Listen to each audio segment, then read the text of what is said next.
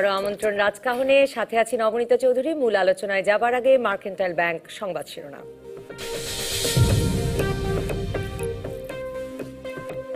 বিজয় দিবসের পর ইসি পুনর্গঠনে আলোচনার উদ্যোগ নেবেন রাষ্ট্রপতি, ইতিবাচক উদ্যোগের প্রত্যাশা বিএনপির।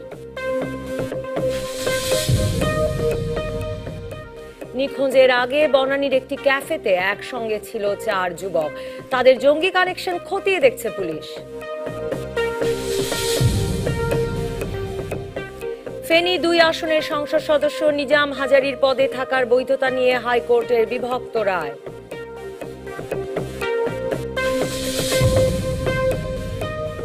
নাটোর যুবলীগের 3 কর্মী হত্যার ক্লু মেলেনি, খুনিদের গ্রেফতারে আলটিমেটাম, নইলে উত্তরবঙ্গ অচল করে দেওয়ার হুমকি।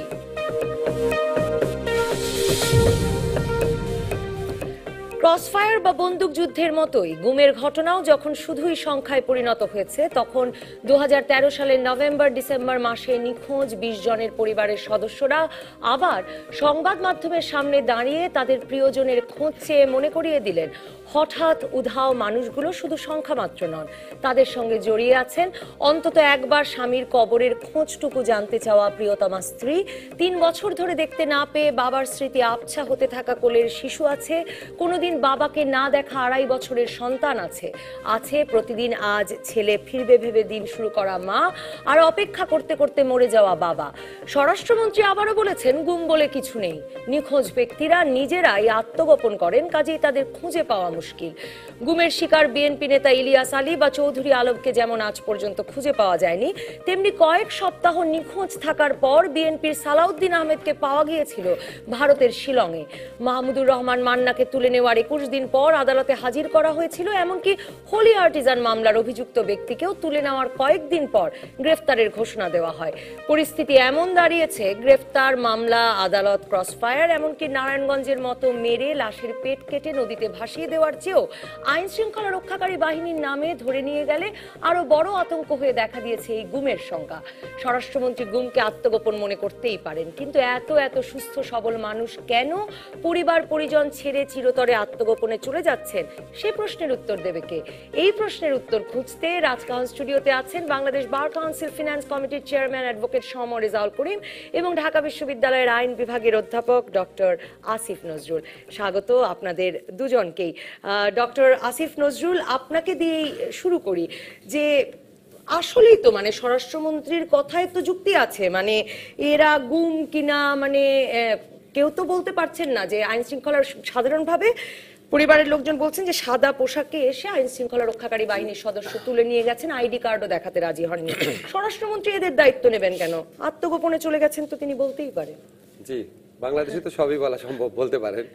তবে আমি আপনাকে, আমার রেজা ভাই আছেন, আমরা তো এটা প্রমাণ করে দেখাতে পারবো না যেটা র্যাব বা পুলিশ করেছে, বা আমরা এটা প্রমাণ করেও দেখাতে পারবো না স্বরাষ্ট্রমন্ত্রী যেটা বললেন তারা নিজের আত্মগোপনে চলে গেছে। কিন্তু আমরা যদি পারিপার্শ্বিক কিছু এভিডেন্স বিচার করি, তাহলে সকল বিচারেই মনে হবে এই সমস্ত আত্মগোপনের ঘটনার অনেক কিছুর সাথে সরকারের বাহিনীগুলো জড়িত আছে। আমি আপনাকে একটা একটা করে প্রমাণ দেই। নাম্বার 1 হচ্ছে এভিডেন্সিয়াল প্রুফ আর কি। আইন সালিশ কেন্দ্র যাদের গুম হওয়ার ঘটনা ডকুমেন্টেড করেছে তাদের ম্যাক্সিমামই হয়েছে, দেখা গেছে যে প্রত্যক্ষদর্শী এবং পরিবার পরিজন তাদের বর্ণনা মিলে গেছে, এবং তারা বলেছে যে আইন শৃঙ্খলা বাহিনীর পরিচয় দিয়ে নিয়ে গেছে, কখনো কখনো বলেছে তাদের গাড়ি এসেছে, কখনো কখনো বলেছে তাদের একদম বাহিনীর গাড়ির নাম উল্লেখ করেছে। এটা হচ্ছে একটা পারিপার্শ্বিক প্রমাণ। সেকেন্ড পারিপার্শ্বিক প্রমাণ হচ্ছে যারা আপনার গুম হয়েছে বলতে বলা হয়েছে, আমি সমস্ত পরিসংখ্যান হচ্ছে আইন সালিশ কেন্দ্রে, যেমন একটা এক্সাম্পল আপনি দেখাই, 2014 সনে 75 জন যারা গুম হয়েছে তাদের মধ্যে 3 জন অ্যারেস্টেড দেখানো হয়েছে পরে, আর 14 জনকে পরে ছেড়ে দেওয়া হয়েছে পুলিশের কাছ থেকে। তো যাদেরকে অ্যারেস্টেড দেখানো হয়েছে এটা তো সবচেয়ে বড় প্রমাণ, যদি পুলিশে নিয়ে গেছে। অ্যারেস্টেড দেখানো হয়েছে অনেক পরে। আবার 2015 সনে 55 জন গুম হয়েছে, তাদের মধ্যে 7 জনকে পরে অ্যারেস্টেড দেখানো হয়েছে। তো এগুলি তো অন্তত তারা গুম করেছিল। আর উনি যেটা বলেছেন স্বরাষ্ট্রমন্ত্রী, যারা পরিবার পরিজন ছিল তারা নিজের ইচ্ছায় চলে গেছে, যারা লাশ হয়েছে ওরা নিজের ইচ্ছায় আত্মগোপন করে নিজে নিজে লাশ হয়ে গেছে। এটা হচ্ছে সেকেন্ড প্রমাণ। থার্ড প্রমাণ, এবং যেটা খুবই অকাট্য প্রমাণ, আচ্ছা থার্ড প্রমাণটা অকাট্য না, থার্ড প্রমাণটা বলি। থার্ড প্রমাণ হচ্ছে যে এসব ক্ষেত্রে যখন পুলিশের কাছে মামলা নিতে যায়, ম্যাক্সিমাম ক্ষেত্রে সমস্ত পত্রিকার একই ধরনের রিপোর্ট, এর মধ্যে ইত্তেফাকের মতো পত্রিকাও আছে যেটার মালিক হচ্ছে গভর্নমেন্টের মন্ত্রী। পুলিশ মামলা নিতে চায় না। পুলিশ মামলা নিতে চাবে না কেন? একটা লোক আত্মগোপন, একটা লোকের কোনো খোঁজ খবর পাওয়া যাচ্ছে না, পুলিশ তখনই ওই আত্মগোপনে থাকা বা হারিয়ে যাওয়া লোকের ব্যাপারে মামলা নিতে চাবে না যখন এটার ভিতরে কোনো একটা সরকারি বাহিনী জড়িত থাকে। এটাই তো আমরা সাধারণভাবে ধরে নিতে পারি। 4 নম্বর প্রমাণটা চকাট্ট, সেটা হচ্ছে নারায়ণগঞ্জের ঘটনায় কি ঘটেছে। আমরা তো প্রত্যক্ষভাবে দেখলাম যে র্যাবের ঊর্ধ্বতন কর্মকর্তারা এটার সাথে জড়িত থাকে। তো এতগুলা প্রমাণের পর স্বরাষ্ট্রমন্ত্রী এই ধরনের কথা বলেছেন, আমার মনে হচ্ছে একটাই কারণ থাকতে পারে, বাংলাদেশে যারা স্বরাষ্ট্রমন্ত্রী হয়, বাংলাদেশে যে রাষ্ট্র কাঠামো, সরকার কাঠামো, এটা বিএনপি হোক, আওয়ামী লীগ হোক, জাতীয় পার্টি হোক, এখানে স্বরাষ্ট্রমন্ত্রীদের এই ধরনের কাণ্ড জ্ঞান বর্জিত এবং নির্মম ধরনের কথা বলতে হয়। তো আমার কাছে মনে হয়েছে যে কোনো স্বরাষ্ট্রমন্ত্রী বোধহয় এই নির্মমতা আর এই মানে কাণ্ডজ্ঞানহীন কথাবার্তা বাইরে যেতে পারে না, এটা ওনার কথা দিয়ে আবারও প্রমাণিত হয়েছে।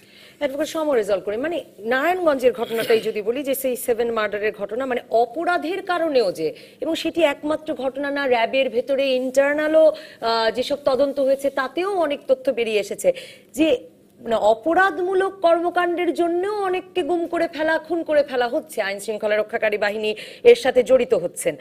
আর বিএনপির তরফে তো অভিযোগ আছেই যে রাজনৈতিক কারণে তো হচ্ছেই। তো এই অবস্থায় আসলে স্বরাষ্ট্রমন্ত্রী বলেন কি করে যে দেশে কোনো গুম নেই, মানে এরা সবাই আত্মগোপনে চলে যাচ্ছেন, মানে এইটা স্বীকার না করার কারণটা কি আপনার মনে হয়?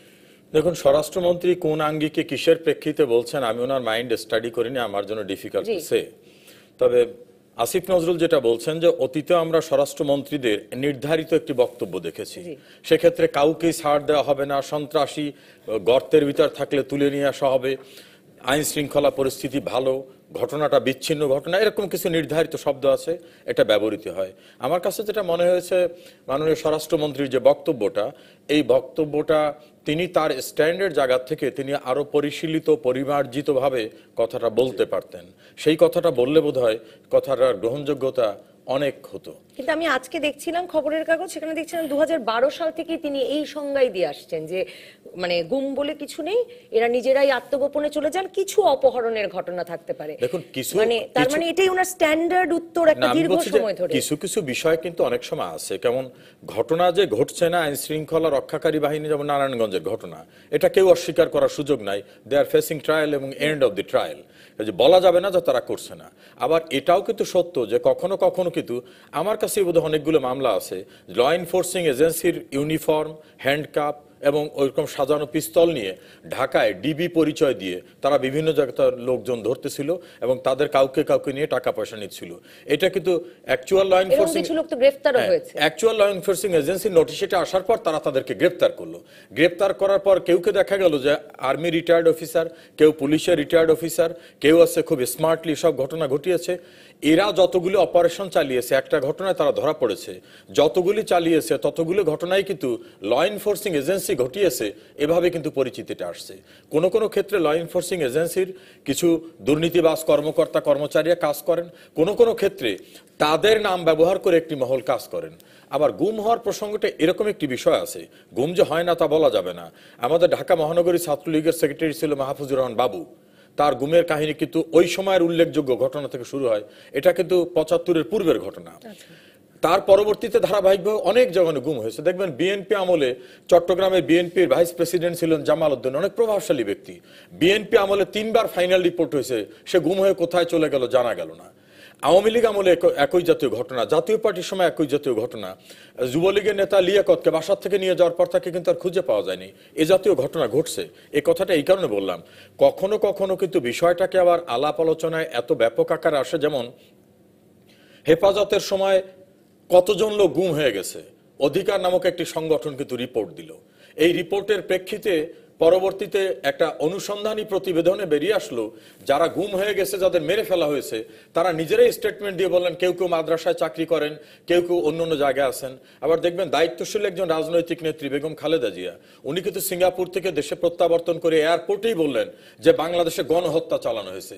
সাতক্ষীরার একটা স্ট্যাটিস্টিক্যাল রিপোর্ট উনি দিলেন। এই রিপোর্ট দেওয়ার পরের দিন ডেইলি স্টারে নিউজ আসলো, সরি ম্যাডাম।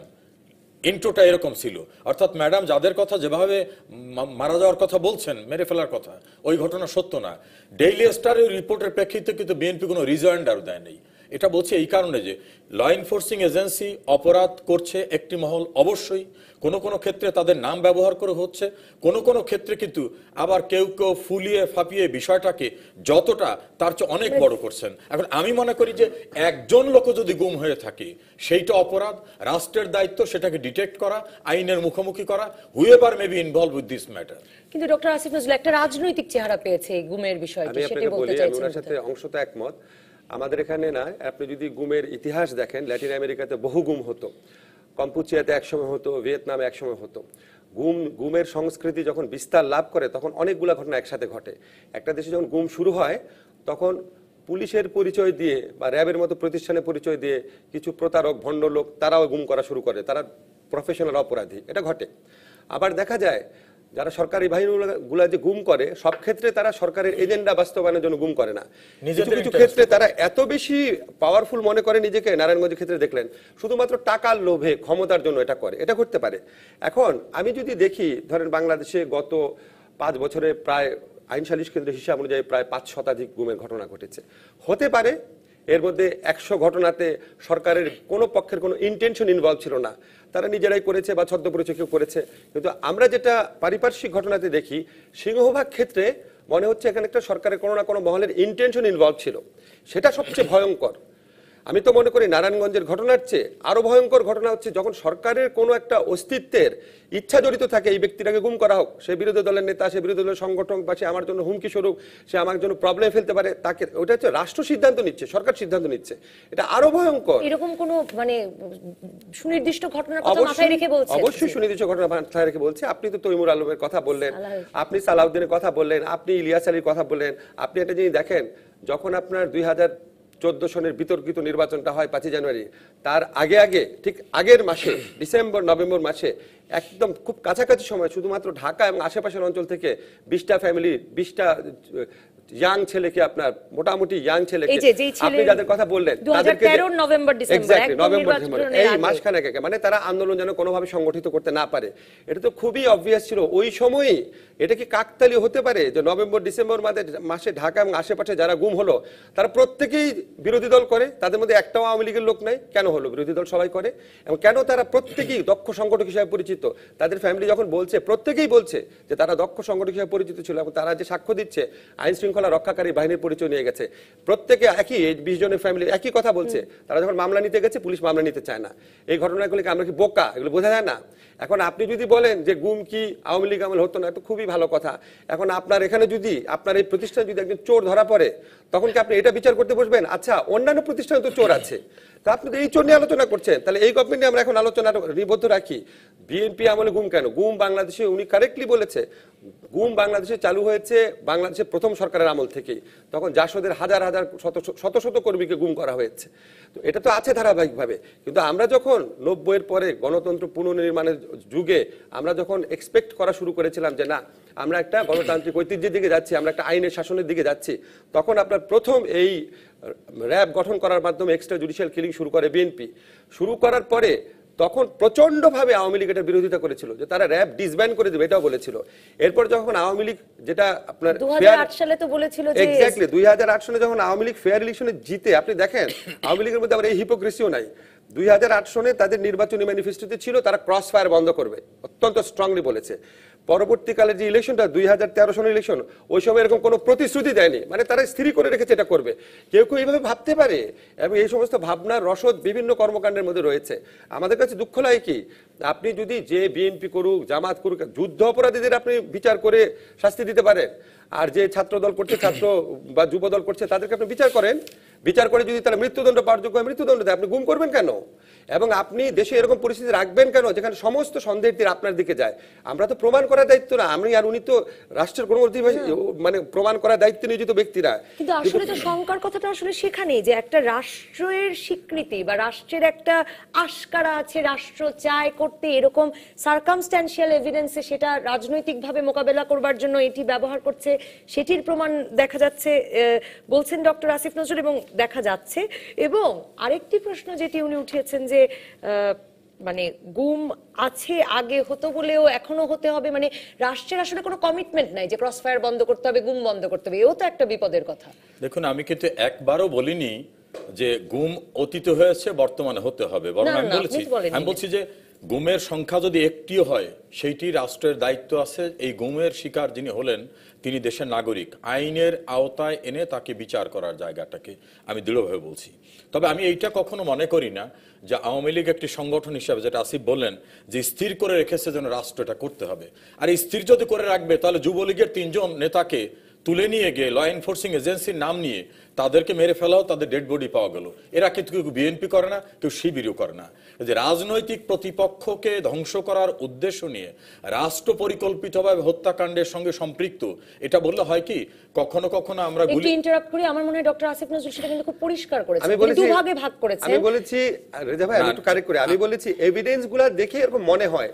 আমি বারবার বলছি আমি তো এটা প্রমাণ করতে পারবো না, একটা আছে যে এভিডেন্স গুলা দেখে মনে হয়। আমি যেটা বলতে চাইছি, আমাকে একটু সুযোগ দেন। আমি উনি বলতে বলছেন চাইছি সেটা বেশি খারাপ যখন না, বিএনপি কে দমনের জন্য এটা ব্যবহার করে। আমি তার একটা ওয়ার্ড থেকে আমি আসি। জি। আসিফ বলছেন যে আওয়ামী লীগ হিপোক্রেসি করে না, তার স্থির করে রেখেছে যে তারা এটা করবে। মনে হয় ল্যাঙ্গুয়েজটা হলো স্থির করে রেখেছে। আওয়ামী লীগ যদি স্থির করে রাখবে তাহলে তো তার যুবলীগের 3 নেতাকে খুন করার না, দরকার আমি তো বলেছি ওটা আরেক ধরনের গুম হয়, আরেকটা সেটা তো অপরাধীরা করে। না না না, অ্যাজ এ হোল আওয়ামী লীগের প্রসঙ্গে এবং রাষ্ট্র বলছেন, রাষ্ট্র বলতে বোঝায় কিন্তু প্রফেসর আসিফ নজরুল, আমি, নবনীতা, আমরা সবাই কিন্তু রাষ্ট্রের অংশ। এখন থানার ওসি ঘুষ খেয়ে একজন প্রতিপক্ষকে গুলি করে, সেটাকে উনি বলছেন অপরাধ। সেটা আর তো রাষ্ট্রীয় বলেছি। সন্ত্রাস বলছেন যখন ডিসেম্বরে মানে 2013 নভেম্বর ডিসেম্বরে 20 জন বিএনপি কর্মীকে গুম করা হয়, শুধু রাজধানী সেটা থেকে। তার কাছে আমি বলছি যে রাষ্ট্রীয় বিএনপি সন্ত্রাস। কর্মীকে গুম করা হয়, এইটাকে যে রাষ্ট্রীয় সিদ্ধান্তের প্রেক্ষিতে যে গুম করা হয়, যে আওয়ামী লীগের কেউ গুম হলো না কেন, শুধু বিএনপি লোক গুম হলো, এই জায়গাটার ভিতর থেকে সার্কামস্টেন্সিয়াল এভিডেন্সকে কানেক্ট করার চেষ্টা করা হলে হ্যাঁ একটা যুক্তিগ্রাহ্য আর্গুমেন্ট সেক্ষেত্রে আছে। কিন্তু রিয়েলিটি হচ্ছে তারা এমন কেউ ছিলেন না যে তৎকালীন সরকার এই কয়জনাকে গুম করলেই সব আন্দোলন বন্ধ করে দিতে পারবে। আন্দোলনের পলিসি মেকারদের ভিতরে 20 জন যুবক বা সুসংগঠিত অর্গানাইজারই কিন্তু যথেষ্ট না। এটা কিন্তু কিউবার আন্দোলনের 10 জন বিশিষ্ট জায়গাটা ছিল না। এরা কি শেখ হাসিনার তৎকালীন সরকারের এমন প্রতিপক্ষ ছিলেন যে এই কয়জনাকে ঠান্ডা করতে পারলে দেন আন্দোলন সব বন্ধ করে ফেলা যাবে? সেই জায়গা থেকে মনে হয় যে এটা হতে পারে। আমি মনে করি দিদেন ল এনফোর্সিং এজেন্সি এই কাজ করতেও পারে, কিন্তু তখন ল এনফোর্সিং এজেন্সির সঙ্গে সম্পৃক্ত থাকা ব্যক্তিরা রাষ্ট্রীয় সিদ্ধান্ত বাস্তবায়ন করেছে না কারো ব্যক্তিগত সিদ্ধান্ত বাস্তবায়ন করেছে। কোন কোন ক্ষেত্রে কিন্তু 111-এর সময় একজন ক্যাপ্টেনের সঙ্গে তার বাড়ির পাশের একজন আর বিরোধ ছিল, সে 111-এর সুযোগটা পেয়ে তার এক বন্ধু মেজর ডিউটিতে ছিল, তাকে বলছে যে ওকে এনে মেরে ফেলতে হবে। মেরে ফেলার ঘটনা কিন্তু বিচার হয়েছে।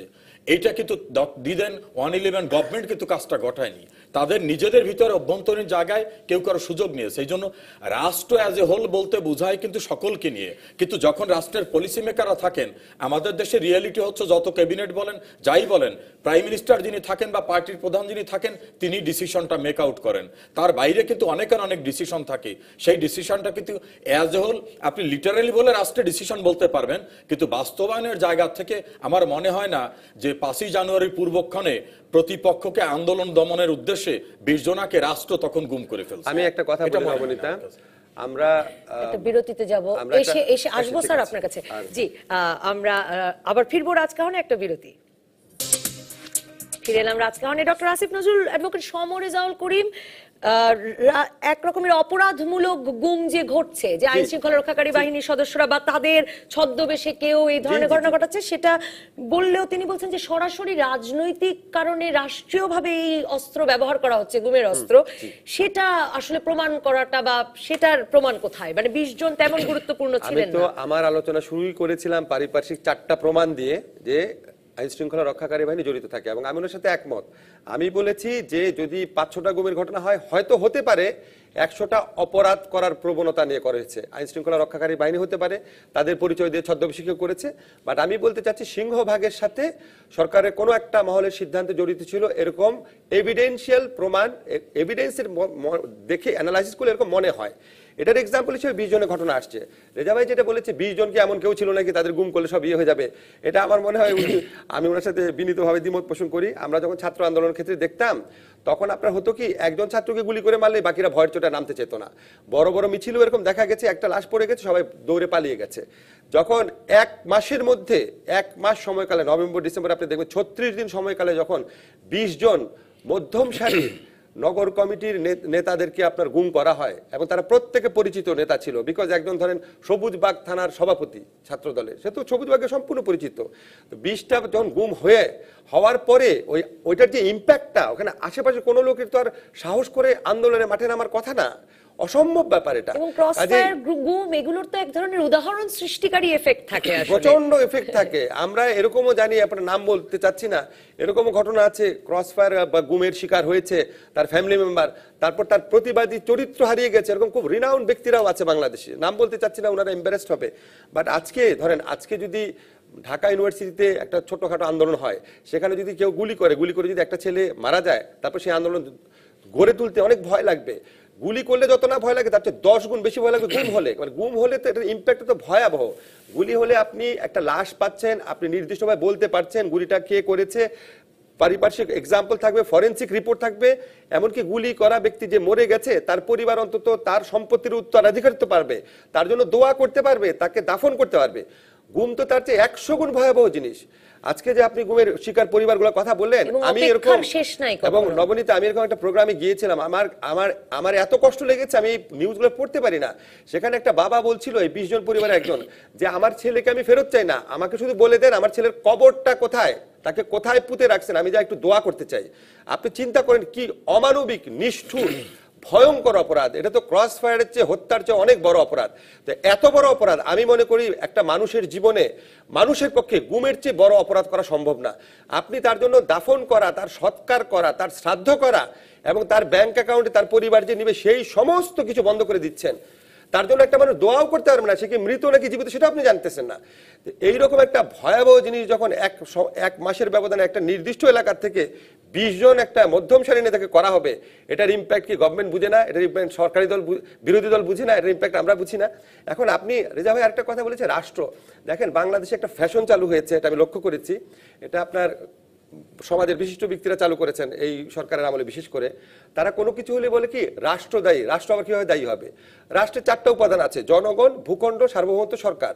তারা সরকারের দায় দায়িত্বকে আড়াল করার জন্য সুপরিকল্পিতভাবে এই শব্দটা ব্যবহার করে।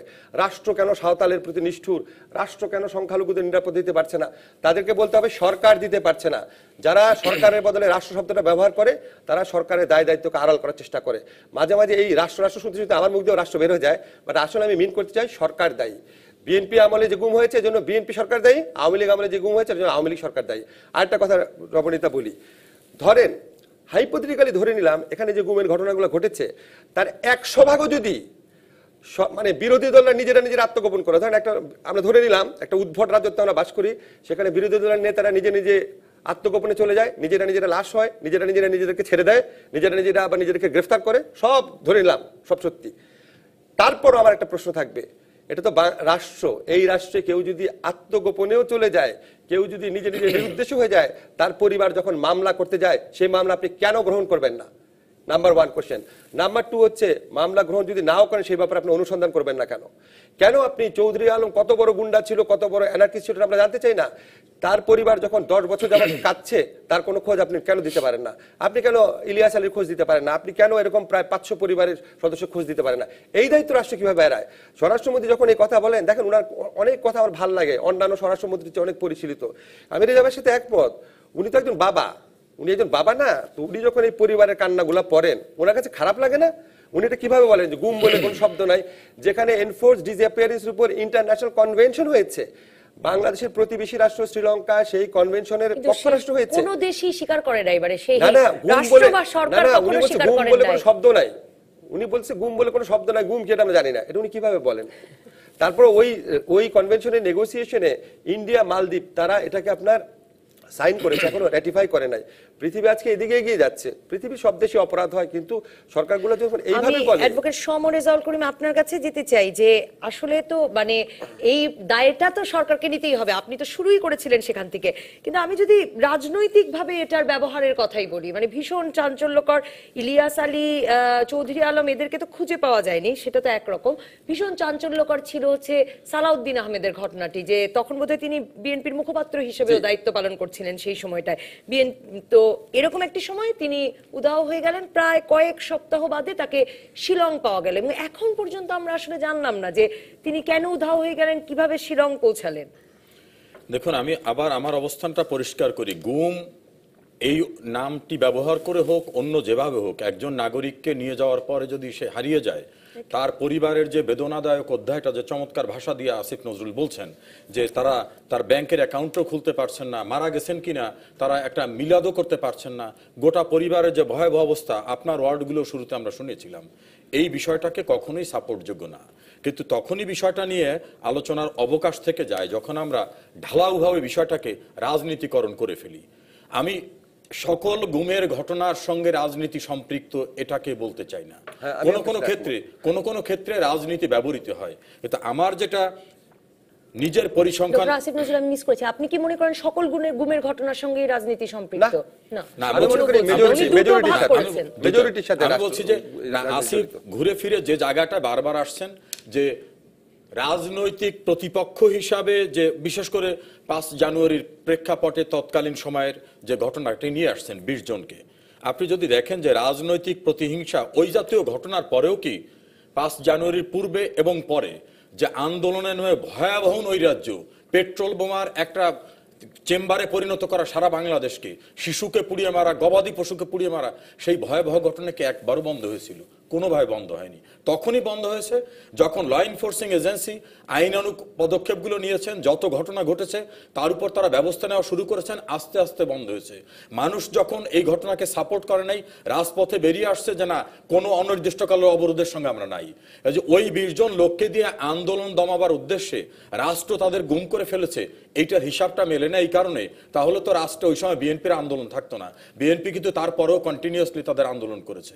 আবার বিএনপি এখন যে রাজপথে বেরোতে পারে না, তারা তো সরাসরি বলে যে এটি একটি কারণ, যে গ্রেপ্তার মামলা তো আছেই, গুমের ভয়ও আছে। আপনি সেইটা যদি বলেন, বিএনপি বাংলাদেশের একটি বড় রাজনৈতিক দল। বেগম খালেদা জিয়ার বাড়ির সামনে অশোভনভাবে যখন ট্রাক রাখা হলো রাষ্ট্রের পক্ষ থেকে, তার পূর্বে তাদের কর্মসূচি ছিল কেউ আহ্বান করুক, আসুক আর না আসুক, নির্ধারিত দিনে সকলকে বেরিয়ে আসতে হবে। আপনি ঢাকা শহরের অলিগলিতে 5 জন বিএনপির কর্মীও মিছিল করেছে। টেলিভিশন একটা কথা বলি, শেষ করি, যে বেগম খালেদা জিয়া গেটে দাঁড়িয়ে দেখলাম তিনি তার মন্তব্য করতেছেন, তিনি উত্তেজিত হয়ে গোপালী ইত্যাদি ইত্যাদি শব্দ ব্যবহার করতেছিলেন। বিএনপির কোন লোকরা রাস্তায় বেরিয়ে আসছিল। বিএনপি সম্পর্কে আমার ধারণা একটি বড় রাজনৈতিক দল, নিঃসন্দেহে বিএনপির অনেক নেতা কর্মী আছে, কিন্তু আদর্শিক জায়গায় আওয়ামী লীগ কিন্তু 21 বছর ক্ষমতার বাইরে ছিল। আওয়ামী লীগের মূল লিডারশিপকে খুন করে ফেলা হলো, নেক্সট লিডারশিপকে খুন করে ফেলা হলো। 21 বছরে আওয়ামী লীগ আন্দোলন সংগ্রামের ভিতর থেকে জেলে যাওয়ার পরেও কিন্তু তারা মুভমেন্টটা করছে। বিএনপি সেটাই সুসংগঠিত হতে পারে নাই। এই জন্য আমি বলছি যে এখন যে বিএনপি রাস্তায় বের হতে পারে না, আমার একবারও মনে হয় না যে শুধু রাষ্ট্রীয় ভয়াবহ অবস্থার কারণে তারা বেরোতে পারছেন না, তারা সুসংগঠিত করি না। আপনি হারিস চৌধুরীর কথা বলুন। হারিস চৌধুরী দিদেন প্রাইম মিনিস্টারের পলিটিক্যাল সেক্রেটারি ছিলেন। হারিস চৌধুরী কি বেঁচে আছেন না মারা গেছেন? এখনো কি বিএনপি ফরমালি বলছেন যে হারিস চৌধুরীকে গুম করে ফেলা হয়েছে? হারিস চৌধুরীর পরিবারও কিন্তু বলছেন যে হারিস চৌধুরী হারিয়ে গেছে। কিছু কিছু ঘটনা আছে যে ঘটনাকে একীভূত করে ঢালাও ভাবে বললে বোধহয় ঠিক হবে না। আপনি দেখুন আওয়ামী লীগের এই কারণে হারিস চৌধুরীর ঘটনার সাথে মিলিয়ে স্বরাষ্ট্রমন্ত্রী আবার বলছেন সবাই আত্মগোপনে চলে গেছেন। সবাই বলছি না, আমি কিন্তু স্বরাষ্ট্রমন্ত্রীর আমি কিন্তু স্বরাষ্ট্রমন্ত্রীর ভাষা ব্যবহারকে একবারও সাপোর্ট করিনি। আমি মনে করি যে সবকিছুকে একত্রিতভাবে রাজনৈতিকভাবে মিলালে সেইটা আমার পরিসংখ্যানে মেলে না। এই কারণে ধরেই নেই যদি ওই 20 জন লোককে গুম করে ফেলা হয়েছে, ওই 20 জন লোক দিদেন সরকারের যে কর্মসূচি বা বিএনপির যে মুভমেন্ট ছিল, এই মুভমেন্টের জন্য তারাই যথেষ্ট ছিল, তাদের গুম করার কারণে সব ঠান্ডা হয়ে গেছে এই অবস্থাও না। আপনি দেখুন আহসানুল্লাহ মাস্টার, মমতাজ, কিবরিয়া, মঞ্জুল ইমাম, আওয়ামী লীগের অনেক নেতা খুন হয়েছে না? 21 আগস্টের গ্রেনেড হামলায় আওয়ামী লীগের লোকরা মারা গেছে না? তারা কি তাদের মুভমেন্ট বন্ধ করছে? মানে এই জন্য কি আমরা বিএনপিকে দায়ী করি না? আমি বলছি যে এই করি না, ধরেন আহসানুল্লাহ মাস্টার মারা গেছে, আমরা বিএনপিকে দায়ী করি না? আমি বলছি না এই ঘটনা কিন্তু আওয়ামী লীগের মুভমেন্টকে বন্ধ করতে পারেনি। রাজনৈতিক যদি কর্মসূচি থাকে, দৃঢ়তা থাকে, ওয়েল অর্গানাইজড অবস্থা থাকে, আমি ধরেই নিলাম ফর দ্য আর্গুমেন্টসে যে ওই 20 জনকে দিদেন সরকার গুম করে ফেলেছে, তার প্রেক্ষাপটে কিন্তু বিএনপির আন্দোলনকে তারা স্তব্ধ করতে পেরেছে, এটা ভাবার কোনো অবকাশ নাই। সেই জন্য বলছি যে সবকিছুকে রাজনৈতিক দৃষ্টিকোণ থেকে না দেখে, আসিফ যেটা শুরুতে বলেছিলেন, আপনি কি একেবারেই মনে করেন না যে রাজনৈতিকভাবে গুম ব্যবহার করাই হচ্ছে না বাংলাদেশে? অবশ্যই হয়। আমি দৃঢ়তার সঙ্গে বলছি রাজনৈতিকভাবে গুম ব্যবহার করা হয়। কখনো কখনো রাজনীতি ধরেন স্বরাষ্ট্রমন্ত্রীর উদাহরণস্বরূপ বলছি, স্বরাষ্ট্রমন্ত্রী খুব ঘনিষ্ঠজন আসিফ নজরুল, আসিফ নজরুলের সঙ্গে স্বরাষ্ট্রমন্ত্রীর রিলেশনের কারণে তিনি যদি মনে করেন যে উনি একজন যুব নেতা, উনি আরেকজনকে সাইজ করতে চাইবেন, পুলিশ কিন্তু ব্যবহৃত হয় না, কথা বলবো না, কিন্তু অ্যাজ এ হোল রাষ্ট্রীয় পলিসির মূল যে কেন্দ্রিকতার জায়গাটা, সেই জায়গাটাকে যদি আগাগোড়া হিসাব করেন, রাষ্ট্র একরকম ভাবে যদি এন্ডোর্স না করে তাহলে কি ক্রস ফায়ার, গুম, এই ধরনের মানে বিচার বহির্ভূত বিচার যেগুলো রাষ্ট্র এন্ডোর্স করলে নারায়ণগঞ্জের ঘটনায় তরতাজা এতগুলো সামরিক কর্মকর্তারা বিচারের মুখোমুখি হতো না। কোন কোন ক্ষেত্রে কিন্তু হাইকোর্ট কিন্তু সব অর্ডার দিয়ে বলে নাই যেগুলো আসামি তাদেরকে গ্রেফতার করে ফেলো। লাশ একের পর এক উঠতে থাকলে তো চাপা দেওয়াও কঠিন। না, আমি বলছি যে ইন সার্ভিসের পুলিশ আর্মি অফিসাররা কিন্তু বাংলাদেশের ইতিহাসে এইভাবে সিভিল ট্রায়াল প্রসেসের ভিতরে মন্ত্রী জামাই আছে, এক মন্ত্রী ভাগ্নি জামাই আছে, অনেক পাওয়ারফুল লোকরা আছে। আমার কাছে যেটা মনে হয়, যত গণতান্ত্রিক রাষ্ট্র ব্যবস্থাই বলি, বাংলাদেশের সরকার ব্যবস্থা এক ব্যক্তি কেন্দ্রিক। সেটা আজকে মাননীয় প্রধানমন্ত্রী শেখ হাসিনা আছেন, অতীতে খালেদা জিয়া ছিলেন, তাদের পলিসির জায়গায় ওই জায়গায় প্রধানমন্ত্রী জানেন না যে অনেকে গুম হয়ে যাচ্ছে। আমার কাছে মনে হয় যে মাননীয় প্রধানমন্ত্রীকে আমি যতটুকু বুঝি, তার রাজনীতির বর্ণাঢ্য আগাগোড়া যে জায়গাটা দেখি, স্বজন হারানোর বেদনা তিনি যেটা বোঝেন, তিনি কারো স্বজন এভাবে অনাকাঙ্ক্ষিত পথে হারিয়ে যাক, এই পলিসিকে তিনি কখনো ইন্ডোর্স করেন, যেটা আপনি বললেন, এইটা আমার মনে হয় কখনো তার পক্ষে সম্ভব না। কিন্তু তারপরেও এই সংখ্যা, আমরা একটা ব্রেকে মানে বিরতিতে যাই, ফিরবো আপনার কাছে ডক্টর আসিফ নজরুল, কারণ রাষ্ট্রীয়ভাবে এন্ডোর্স না করলেও আসলে বছর বছর সংখ্যাটি বাড়ছেই, অন্তত আইন সালিশ কেন্দ্রের হিসাবে। তাই দর্শক থাকুন রাজকাহনে। ফিরে এলাম রাজকাহনে। ডক্টর আসিফ নজরুল, আসলে মানে অ্যাডভোকেট সমরেজাল করিমের মূল আপত্তির জায়গা রাজনীতির সঙ্গে এই গুমকে মিশ্রিত করে ফেলায়, আর আপনার বোধহয় মূল আপত্তি রাজনৈতিক উদ্দেশ্য প্রণোদিত গুমে। আমার সব গুমেই আপত্তি আছে, বাট আমি বলতে চাচ্ছি যে এই গুমের সাথে সরকারের কোনো একটা অংশে, আমি কিন্তু বারবার বলতে চাচ্ছি, দেখেন সরকারের ভিতর অনেক সরকার থাকে, সরকারের ভিতর কোনো একটা অংশ থাকে যারা অতি উৎসাহিত হয়ে ভাবে যে এগুলি করেই সরকারকে রক্ষা করতে হবে, আবার সরকারের ভিতর আরেকটা অংশ থাকে যারা মনে করে না, একটু নিয়মতান্ত্রিক ভাবে সরকারকে রক্ষা করা যায়। এই জন্য আমি বারবার কোনো নির্দিষ্ট ব্যক্তির কথা বলছি না, আমি বলছি সরকারের ভিতরে একটা অংশ, তারা যারা মনে করে সরকারকে ক্ষমতায় রাখতে হলে বিরোধী দলকে এইভাবে নির্মূল করতে হবে। এটা বিএনপি আমলেও ছিল, আওয়ামী লীগ আমলে আছে, সকল আমলেই ছিল, এটা তো অস্বীকার করার উপায় নাই। কোনো কোনো সরকারের আমলে সরকারের এই অংশটা যেটা নিপীড়ন করতে চায় তারা একটু দুর্বল থাকে, কোনো কোনো সরকারের সময় এটা শক্তিশালী থাকে। তো রেজা ভাই বারবার যেটা বলছে 20 জনের ব্যাপারটা, দেখেন 20 জন তো গুম হয় নাই, বিরোধী দলের প্রায় মিনিমাম আইন সালিশ কেন্দ্রের হিসাব অনুযায়ী আওয়ামী লীগ গত 2 টার্মে আমি বলছি 5 শতাধিক ব্যক্তি গুম হয়েছে, এবং এগুলির যে কিউমুলেটিভ ইফেক্ট, এটা পৃথিবীর যে কোনো দেশের আপনি যদি রাজনৈতিক ইতিহাস দেখেন ভয়াবহ আতঙ্ক ধরিয়ে দেয়। সালাউদ্দিন আহমেদ যখন গুম হন তখন দেখেন উনি আমার ডিপার্টমেন্টের, আপনিও ল ডিপার্টমেন্ট, আপনার ডিপার্টমেন্টেরও, রেজা ভাইরা খুব ভালো করে চিনেন উনাকে, ওনার ওয়াইফও লয়ার একজন। সালাউদ্দিন ভাই তো নিয়মতান্ত্রিক রাজনীতি করা মানুষ, উনি ওরকম গুন্ডা বান্ডা রাজনীতি হিসাবে পরিচিত না, সন্ত্রাস হিসাবে পরিচিত ছিল না, তো উনি একমাত্র বিএনপির মুখপাত্র হিসেবে কাজ করছিল। তখন সমস্ত পত্রপত্রিকার রিপোর্ট আমি দায়িত্ব নিয়ে বলছি, বিকজ সালাউদ্দিনের উপর আমি 2টা লেখা লিখেছিলাম, আমার এখনো মনে আছে।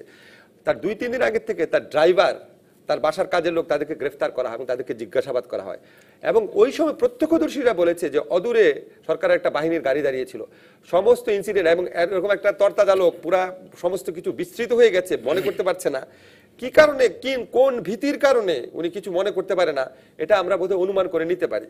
তো আমার কথা হচ্ছে সালাউদ্দিন ভাই, সালাউদ্দিন তো লাকি, জীবন রক্ষা পেয়েছে, যারা জীবন রক্ষা পেয়ে ফেরেন তারা আর কিছু মনে করতে পারেন না। একটা জিনিস কি নবনীতা, আমি একটা জিনিস বলি, এটা গভর্নমেন্টের অনেকে হয়তো খেয়াল করে না, বাংলাদেশ কিন্তু রোম স্ট্যাটিউট রেটিফাই করেছে, রোম স্ট্যাটিউট, যেই রোম স্ট্যাটিউটে ইন্টারন্যাশনাল ক্রিমিনাল কোর্ট গঠন করা হয়েছে। ইন্টারন্যাশনাল ক্রিমিনাল কোর্টে বলা হয়েছে, ওখানে আছে যে গুম, যে কোনো ধরনের অপরাধ যদি আপনার ওয়াইড স্প্রেড এবং সিস্টেমেটিক কিলিং হয় তাহলে সেটা বিচার্য বিষয় একটা। আমি মনে করি যদি অব্যাহতভাবে, আমি বাংলাদেশের কথা বলছি না, যদি অব্যাহতভাবে কোনো দেশে গুম হয়, একা মানে 300-400 গুম হয়, তাহলে ওয়াইড স্প্রেড। আর সিস্টেমেটিক কিভাবে প্রমাণ করা যাবে, যদি ওই গুমের একটারও বিচার রাষ্ট্র না করতে পারে, একটারও তদন্ত না করতে পারে রাষ্ট্র, পুলিশ যদি মামলা নিতে অস্বীকৃতি জানায় এবং ওই দেশের স্বরাষ্ট্রমন্ত্রীগুলো যদি বলে এই ধরনের কোনো কিছু ঘটনা আমরা জানি না, তার মানে হচ্ছে সিস্টেমেটিক সাথে ইনভলভ আছে। আজকে আমরা ঠিক এড়িয়ে যাচ্ছি, পৃথিবীতে, সারা পৃথিবীতেই তো আইনের শাসনের একটা এরোশন চলছে, যদি কোনোদিন এটা রিভার্সড হয়, কোনো একদিন এমন হতে পারে বিএনপি আমলে হোক, জাতীয় পার্টি আমলে হোক, আওয়ামী লীগ আমলে হোক, এই যে ক্রস ফায়ার, গুম, এসবের বিচার হতে পারে, তখন আমরা কিন্তু অনেকেই আমরা বলতে বাধ্য হব যে না, আমরা আসলে যখন এই সমস্ত পদক্ষেপের সমালোচনা করা উচিত ছিল আমাদের সিভিল সোসাইটির মেম্বার হিসাবে, আমরা আসলে যথেষ্ট দায়িত্ব পালন করি নাই, ওরকম সময় আমাদের আসতে পারে। তো আমাদের এই একটাই ভয়ের কথা, প্রসঙ্গ এবং সিভিল সোসাইটির প্রসঙ্গ তুলে অ্যাডভোকেট সমর রেজাউল করিম, আজকাল প্রায় এই বিষয়টি নিয়ে মানুষ বলছেন, সিভিল সোসাইটি মেম্বাররা বলছেন, লিখছেন, ফেসবুকেও লিখছেন অনেকে, যে ভয় এবং এই যে গুমের ভয়, মানে হয়রানিমূলক মামলার ভয়, বিশেষভাবে গুমের ভয়টা, এটা কিন্তু প্রায় অনেকেই লেখেন। মানে না, আরেকটা হচ্ছে মামলার ভয়, মাহফুজা নামের মামলার ঘটনার পরে মামলার ভয় হয়েছে, গুমের ভয়, মানে একটা ভয়ের সংস্কৃতি তৈরি করতেও, মানে যাদের বলবার কথা জোরে সোরে, তাদের ভেতরে একটা ভয়ের সংস্কৃতি তৈরি করতেও তো এর একটা এফেক্ট আছে। মানে গুম তো কার্যকরী, একটা গুম, ক্রসফায়ার মামলা, এগুলো তো আসলে খুব কার্যকরী ওষুধ। দেখুন, কিছু কিছু শব্দ খুব জনপ্রিয়তা পেয়ে গেছে, সাংঘাতিক ভয়ের সংস্কৃতি ইত্যাদি ইত্যাদি। আসিফ নজরুল তার জায়গায় থেকে কখনো আওয়ামী লীগের যেটা ভালো দেখছেন সেটার ব্যাপারে তিনি কথা বলছেন, বিএনপির যেটা ভালো দেখছেন কথা বলছেন, সমালোচনার জায়গাটা করছেন। কখনো কখনো তার শুনছি বিশ্ববিদ্যালয়ে তার কক্ষেও যে হইচই ঘটনা, অনেক কিছু ঘটছে। আসিফ নজরুলের কণ্ঠ কি স্তব্ধ হয়েছে? কিছুটা হয়েছে, পরে পরে বলছি আপনাকে। আমার প্রসঙ্গটা আমার মনে, আমি একটা উদাহরণ হিসেবে বললাম, স্তব্ধ সবাই তো বলছেন সবার সাহস প্রেস একরকম না। প্রেস ক্লাবে একটা সেমিনারে বিএনপি এক নেতা বললেন, প্রধানমন্ত্রীকে অ্যাড্রেস করে বললেন যে ৭৫-এর ১৫ আগস্টের চেয়ে ভয়াবহ ঘটনা ঘটবে। এর পরের দিন তিনি আর আমি সময় টেলিভিশন একটা প্রোগ্রামে আসলাম, ওইখানে যে বলেন আমাদের বাক স্বাধীনতা নাই। আমি তাহলে কি খুন করে আসলে স্বাধীনতা হতো কিনা? এইটা হচ্ছে যার যোগ্যতার জায়গায় দৃঢ়তা ধারণ করতে পারেন তিনি কথা বলতে পারেন। অনেকে আছেন একেবারে ডাইরেক্ট অন্ধ দলবাজ হয়ে যান সুশীলের ভিতরে। অনেকে চিন্তা চেতনা করেন আপাতত এই অবস্থায় বলবো, ৫ই জানুয়ারির কাছাকাছি সময় কিছু সুশীলকে দেখছি একরকম কথা বলা, পরিস্থিতি যতক্ষণ নিয়ন্ত্রণে তখন দেখলাম ইনিয়ে বিনিয়ে যেহেতু সুতরাং এই হেতু, এরকম কথাবার্তা লোকের সংখ্যা কিন্তু অনেকে আছে। আমি মনে করি না ভয়ের সংস্কৃতি কিছু। হেফাজতের রাতে ঢাকার 4টে টেলিভিশন আমি অ্যাটেন্ড করেছি। আমি জানতাম পরের দিন এমন হতে পারে যে আমরা আর বাইরে বের হতে পারবো না। আমি যখন মহা দুরবস্থার ভিতরে আওয়ামী লীগ, সে সময় আওয়ামী লীগের পলিটিক্যাল স্ট্যান্ডটাকে আমি সাপোর্ট করি। বলেছেন আপনি, আমি বলছি ওতে কিন্তু কিচ্ছু যায় আসে না। বলার যোগ্যতা থাকলে, মেরুদণ্ড থাকলে, নিজের সৎসাহস থাকলে বলা যায়। না, মানে আবার যদি রাষ্ট্র বা সরকার একটু যদি আমি বলছি যে রাষ্ট্র ভয় বাড়াবার চেষ্টা করবে। আগে পুলিশ উঠিয়ে পেটাতে পারতো, রিমান্ডে নিতে পারতো, এখন গুম হয়ে যেতে পারে। কোন সরকারই কিন্তু অন্যদেরকে একেবারে ছাড় দেবে তার বিরুদ্ধে কথা বললে, এটা আমি মনে করি না।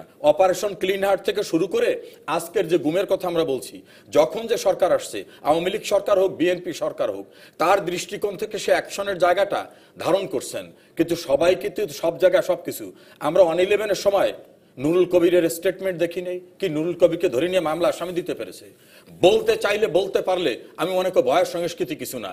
কিন্তু যারা সুবিধাজনক অবস্থায় 5ই জানুয়ারির সময় একরকম বলবেন, পরিস্থিতি নিয়ন্ত্রণ হলে আর একরকম বলবেন, তাদের কাছ থেকে অনেক কথা আমরা শুনতে পাই। আমি রেজাবের সাথে একমত। বাংলাদেশে যাদেরকে আমরা সুশীল সমাজ বলি, এখানে আমরা রং শব্দ ইউজ করি, নাগরিক সমাজ বলা উচিত। নাগরিক সমাজে যারা কথা টথা বলে তাদের মধ্যে 2/3 রাফলি আর কি, এরা হচ্ছে সুবিধাবাদী, অবস্থা বুঝে। আমি ওর সাথে একমত। 1/3 ধরেন জেনুইনলি একটা আদর্শিক অবস্থান থেকে কথা বলে, কম বেশি। এখন রেজা ভাই, প্রবলেমটা হয়েছে কি, আপনার সাথে আমি একমত। ধরেন আমি নিজেও মাঝে মাঝে অবাক হই, আমি সরকার এত সমালোচনা করতে পারছি, আগে যে আমাকে টেলিভিশনে ডাকার পরিমাণ কমেছে, এটা একটা উদাহরণ। সেকেন্ড হচ্ছে কি, আপনাকে ডাকলেও আপনি সবসময় আসতে এটা পারেন এই না। গত 6 মাস যাবত ডাকাডাকি হচ্ছে, তার আগে ডাকাডাকি হতো না, বুঝছেন? ওই সময় আসিফ খুব ব্যস্ত ছিল। না রেজা ভাই, না, আমি সত্যি কথা বলি। সেকেন্ড কথা কি জানেন, আগে বলতাম না, একদম নিঃশঙ্ক চিত্তে বলতাম, এখন একটু ভয় পাই যে কিছু কথা বলার পর না জানি কি হয়, পুরো ফ্যামিলি ভয় পায়। না রেজা ভাই, আমি বলি কেন ভয় পায়, আপনি শোনেন। রেহমান সোবহানের মতো মানুষ, যিনি বঙ্গবন্ধুর ঘনিষ্ঠতম সহচরদের একজন, উনি যখন ডেইলি স্টারে লিখেন, যে উনি যখন কোনো লেখা লেখেন, উনার ওয়াইফ ওনাকে সাবধান করে দেয় যে তুমি খবরদার কি লিখতেছো, উনি ভয়ে ভয়ে ওনাকে লিখতে হয়। উনি আইয়ুব খান আমলে এরকম ভীতি অনুভব করতেন না। ওই লেখা পড়ার পর আমি সত্যিকার অর্থে ভরকে গেছি, 1 নাম্বার। 2 নাম্বার হচ্ছে, আপনি মাহফুজা নাম বলেন, পৃথিবীতে বাংলাদেশে কোনো মানুষ বিশ্বাস করবে যে মাহফুজা নাম প্রো বিএনপি? আমার বিশ্বাস, ওনাকে যদি বলা হয় 2টা দলের মধ্যে একটাকে ভোট দিতেই হবে, আমি বিশ্বাস করি উনি অবশ্যই আওয়ামী লীগকে ভোট দিবেন। যদি 2টা দলের মধ্যে একটাকে দিতেই হয়, হয়তো উনি ফ্রি চিত্তে থাকলে কাউকে দিবেন না। উনার মতো মানুষের বিরুদ্ধে যখন এতগুলা মামলা করে হ্যারাস করা হয়, শফিক রেহমানের মতো একটা মানুষ, আপনার 84 না 5 ইয়ার্স ওল্ড, ওনার মধ্যে একটা মানুষকে যখন এই ধরনের একটা মামলা ধরা হয়, রেজা ভাই, এগুলি সত্যি সত্যি ভয় ধরায়। আমি আপনার কারিদের প্রশংসা করি। হ্যাঁ, আপনি বলেছিলেন হেফাজতের রাতের দিনে আমি আপনার প্রোগ্রামে এসেছিলাম, তখন তো সবসময় প্রোগ্রামে যেতাম। আপনিও তো আপনার চারপাশে অনেক মানুষকে চিনেন, যে যারা আপনার প্রতিকূল পরিবেশ দেখলে পালায়, আবার অনেকে আছে প্রতিকূল পরিবেশ দেখলে কথা বলে কিন্তু ওই নিঃসংক চিত্তটা আর থাকে না, একটু ভয়ে ভয়ে বলে। ভয়ের সংস্কৃতি বলে একটা জিনিস শুধু বাংলাদেশে না, এটা তো শুধু আওয়ামী লীগ সরকারের পার্সপেক্টিভে দেখলে হবে না। বিএনপি সরকারের সময় ভয়ের সংস্কৃতি ছিল, তারা শাহরিয়ার কবির, মুনতাসির মামুনকে নিয়ে যেভাবে ট্রিট করেছে, তখন যারা বিএনপি সরকারের সমালোচনা করতো তারা ভয় পায়নি? অবশ্যই ভয় পেয়েছে, কেন পাবে না? আওয়ামী লীগ আমলে যখন রক্ষী বাহিনী অত্যাচার করতো তখন জাসদের পক্ষে ইন্টেলেকচুয়ালরা ভয় পায়নি? কেন পাবে না? সারা পৃথিবীতে ভয়ের সংস্কৃতি আছে। অনুন্নত গণতন্ত্রে ভয়ের সংস্কৃতি শাসন ক্ষমতায় টিকে থাকার অন্যতম অস্ত্র। বিশেষ করে যেসব সরকার জনগণকে ভয় পায়, জনগণের রায়কে ভয় পায়, বা মনে করে জনগণের রায় তারা জিততে পারবে না, তাদের ক্ষমতা থাকার উৎস হচ্ছে ভয়ের সংস্কৃতি। এটা আওয়ামী লীগ বিএনপির ব্যাপার না, এটা সারা পৃথিবীতে প্রমাণিত একটা জিনিস। কাজে এই সংস্কৃতি নাই এখন এটা কি বলতে পারি না। ঘটেছে যে রেহমান সোবহান, আপনি রেহমান সোবহানের নাম উল্লেখ করলেন, অধ্যাপক রেহমান সোবহানও ভয় পাচ্ছেন, মানে কি কারণে এখন ভয়টা এত বেড়ে গেছে বলে মনে করছেন? আপনি একদিন রেহমান সোবহানকে ইন্টারভিউ নেন না, মানে ওনার মতো লোক তো এমনি কথাটা বলবে না, ঠিক না? আমি কেন ভয় পাই এটা আপনাকে বলি। আমি ভয় পাই হচ্ছে মাহমুদুর রহমান মান্নার পরিণতি দেখলে। তার মতো একটা 2 বারের ডাকসু নির্বাচিত ভিপি, সে 21 দিন কোথায় ছিল কেউ জানে না। আমি ভয় পাই সালাউদ্দিন আহমেদের ঘটনা দেখলে। আমি ভয় পাই টকশো করার কারণে যাদেরকে বিদেশে চলে যেতে হয়েছে এরকম 2-1 জন লোক আছে। আমি ভয় পাই মাহফুজা নামে মামলার হয়রানি দেখলে। আমি ভয় পাই যখন ডেইলি স্টার, প্রথম আলোতে সরকারি নির্দেশে বেসরকারি ফোন কোম্পানিগুলোর বিজ্ঞাপন। আপনি এটা কি স্বাভাবিক ঘটনা? ডেইলি স্টার, প্রথম আলো খুললেই গ্রামীণ ফোনের বিজ্ঞাপন, রবির বিজ্ঞাপন, আর হঠাৎ করে উধাও হয়ে গেল, এগুলি দেখে ভয় পাবো না? দেখুন, এই জায়গায় একটু কথা বলা দরকার। আসিফ একটা প্রাসঙ্গিকভাবে একটা কথা বলছেন, টকশো করে অনেকে বিদেশে চলে গেছে। আমার কাছে এমন উদাহরণ আছে, শালার বন্ধুকে দিয়ে, শালকের বন্ধুকে দিয়ে মামলা করানো হয়েছে। সেই মামলার সার্টিফাইড কপি নিয়ে রাজনৈতিক আশ্রয়ের জন্য ওখানে জমা দেওয়া হয়েছে, আমার বিরুদ্ধে এই জাতীয় মামলা হয়েছে।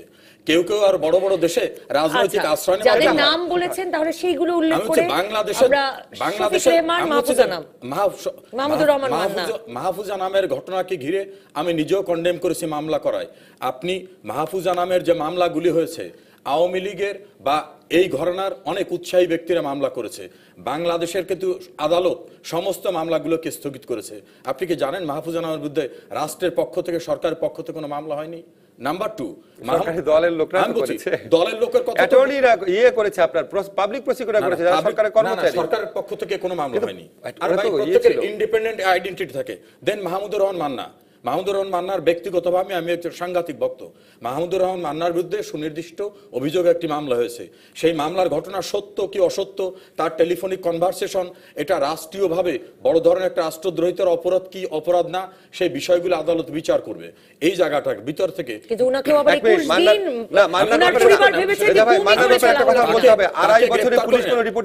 একটু বলি,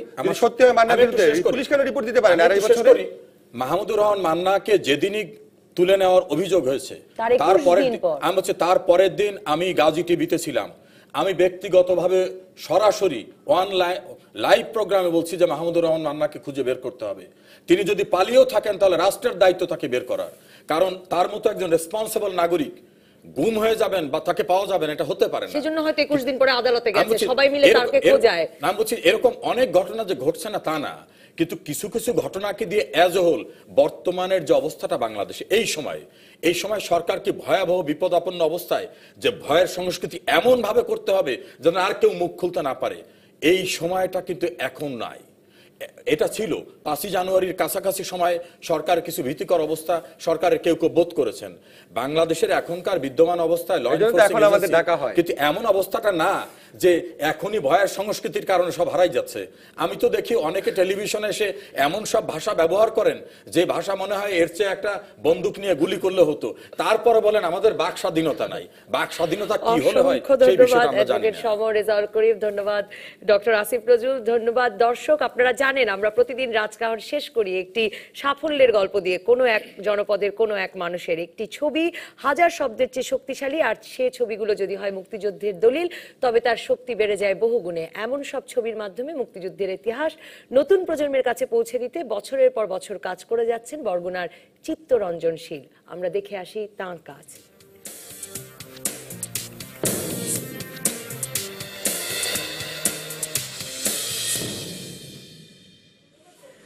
1971 সালে বরগুনার চিত্তরঞ্জন শীলের বয়স ছিল 13 বছর।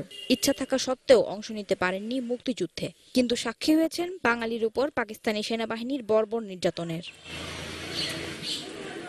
সাংবাদিক চিত্তরঞ্জন শীল সংগ্রহ করেছেন মুক্তিযুদ্ধের প্রায় 350 ছবি। আর এই ছবিগুলো দিয়েই তুলে ধরছেন মুক্তিযুদ্ধের বাস্তব চিত্র, সঠিক ইতিহাস জানাচ্ছেন নতুন প্রজন্মকে। হাজার বছরের ইতিহাসের মধ্যে সর্বশ্রেষ্ঠ পাওয়াটাই হচ্ছে আমাদের মুক্তিযুদ্ধ। আমরা যদি মুক্তিযুদ্ধের চেতনায় এদেশকে গড়ে তুলতে চাই, তাহলে নতুন প্রজন্মকে মুক্তিযুদ্ধের চেতনায় আকৃষ্ট করতে হবে। প্রায় 20,000-এর মতো ছাত্রছাত্রীকে আমি সংগ্রহ করে তাদেরকে এই পর্যায়ক্রমে এই আলোকচিত্র এবং একই সাথে মুক্তিযুদ্ধকে বোঝানো এই পরিকল্পনা আমি হাতে নিই। 1984 সালে এই আলোকচিত্র প্রদর্শনী শুরু করেন চিত্তরঞ্জন শীল। এই ছবিগুলো নতুন প্রজন্মের মাঝে দেশপ্রেম জাগাবে বলেই মনে করেন তিনি। এই প্রথম আমরা শুনলাম এত কষ্ট করে যুদ্ধ করতে হয়েছে, অনেক প্রাণের বিনিময়ে আমরা আমাদের দেশ পাইছি, স্বাধীন বাংলাদেশ পাইছি। আসলে আমরা এই যে বইতে যেটা পড়ছি, এই যে আমাদের কিন্তু বেশি সময় মনে থাকে না, কিন্তু আমরা যে বাস্তবভাবে যেটা দেখলাম মুক্তিযুদ্ধের ভয়াবহতা আমাদের চিরজীবন মনে থাকে। ইতিহাস বিকৃত হয়ে যাচ্ছে, কিন্তু এভাবে বাস্তবভাবে যদি আমাদের সমাজে তুলে যায় এবং সমাজে মানুষকে সচেতন করা যায়, তাহলে বাংলাদেশের মানুষের ইতিহাস বিকৃত হবে না। মুক্তিযুদ্ধের এই আলোকচিত্রগুলো স্থায়ীভাবে প্রদর্শনের ব্যবস্থা করার দাবি চিত্তরঞ্জন শীলের। এই আয়োজনকে স্থায়ী করতে চায় প্রশাসনও। নবীন প্রজন্ম যারা, তরুণ প্রজন্ম যারা আছে, তাদেরকে এই যে জানানোর একটা উদ্যোগ, অত্যন্ত ভালো উদ্যোগ, আমরা এটাকে অ্যাপ্রিসিয়েট করি। বর্তমান যে ফটোচিত্রগুলো ওনার কাছে আছে, এগুলো কিভাবে সংরক্ষণ করা যায়, আমি ওনার সাথে কথা বলে কোথাও এটা জমি জায়গা খুঁজে আমরা চিন্তা করছি আগামীতে এটিকে সংরক্ষণের ব্যবস্থা করার। শুধু বরগুনা নয়, বাংলাদেশের প্রতিটি জেলায় মুক্তিযুদ্ধের আলোকচিত্র প্রদর্শনী করা গেলে সঠিক ইতিহাস জানবে এ যুগের ছেলেমেয়েরা। DBC news desk. অসাধারণ। ডক্টর আসিফ নজরুল কিছু একটা বলতে চাইছিলেন। উদ্যোগ দেখেই মনটা ভালো লাগছে আমার। ধন্যবাদ দর্শক চিত্তরঞ্জন শীল। যারা সঙ্গে ছিলেন এতক্ষণ, ধন্যবাদ আপনাদের। আগামীকাল রাত 10টা পর্যন্ত সব খবরে খুঁজতে থাকুন রাজনীতি। তারপর রাত 10টা থেকে 12টা আপনার বিশ্লেষণের সঙ্গে মিলিয়ে নেব আমার বিশ্লেষণ। তৈরি হবে নতুন রাজকাহন। 24 ঘন্টা থাকুন ডিবিসি নিউজের সঙ্গে।